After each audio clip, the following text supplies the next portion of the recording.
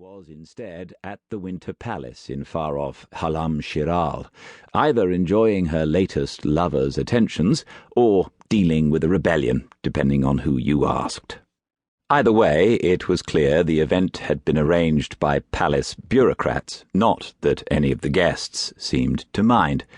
To show up was to prove you were worthy of an invitation, and that fact alone made it worthwhile. The ballroom was packed. The divine sat in an enormous, ornately carved wooden throne that had been brought in especially for the occasion. It was high up on a dais, providing a vantage point from which she could overlook the entire chamber. It also meant that anyone who approached her needed to do so from below.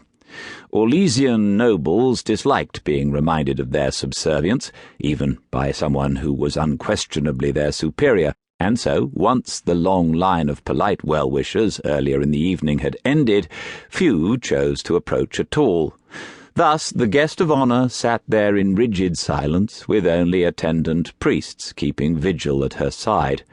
She watched the throng of dancers whirl around the ballroom, her expression kept neutral so none could accuse her of boredom. If she felt uncomfortable in the voluminous red robe and the glittering headdress, she made no indication of it.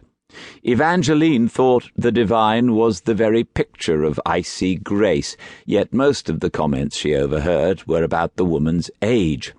Her predecessor had held the office for almost 50 years, so long that the Empire had become accustomed to the idea of a doddering and ancient divine.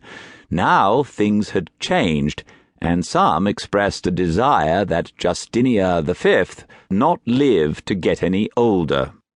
In typical Orlesian fashion, they only did so quietly, of course, and with daggers hidden behind their backs. This was the Maker's Chosen they were discussing, after all. Evangeline found their eagerness to justify such sacrilege with petty sneers and barbs almost sickening, but such was the way of the Empire. The musicians, a large troop assembled high up in the ballroom's upper gallery, suddenly started a faster tune. Those on the floor below applauded their choice and began assembling themselves for the tourbillon. It was a lively dance that had become popular ever since a recent rumour claimed the Empress favoured it. The dancers lined up across from each other and assumed the posture droit, right foot slightly in front with the weight evenly distributed. Then they began. A small kick in the air with the left foot, followed by a small hop with the right, alternating until on the fifth step they performed a small jump back into posture. Then it began again. All the kicking and hopping made for quite the spectacle. There was much drunken merriment on the ballroom floor, though some of the dancers clearly devoted themselves to the endeavour with practised grace. The crowd on the sidelines clapped loudly in admiration, and even the divine and her priests joined in. As the tempo of the music increased, the pace of the dancing became frenzied. Suddenly there was a cry of alarm. A young woman spilled to the ground, tearing her skirt and taking 3 others down with her. Worse, her mask flew off and landed on the floor with a great clatter. The music ground to a halt as a murmur of interest mixed with amusement erupted. No one moved to help the young woman.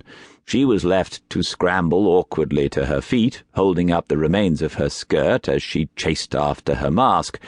An imperious-looking woman in a towering wig of white curls, clearly her mother, ran out onto the floor to grab her arm and pull her off. The mother's face was hidden by her golden mask, but her every movement spoke of mortification rather than concern. An adept observer might have noticed that another young woman in a brilliant yellow gown had been the culprit responsible for the fall. They might also have noticed that as the musicians began a new, slower song to recover from the interruption, she moved to intercept the gentleman across from whom the fallen girl had been dancing.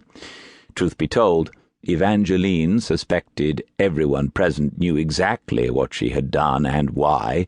They would also quietly approve of her manoeuvre. The game was as merciless as it was contemptible. Evangeline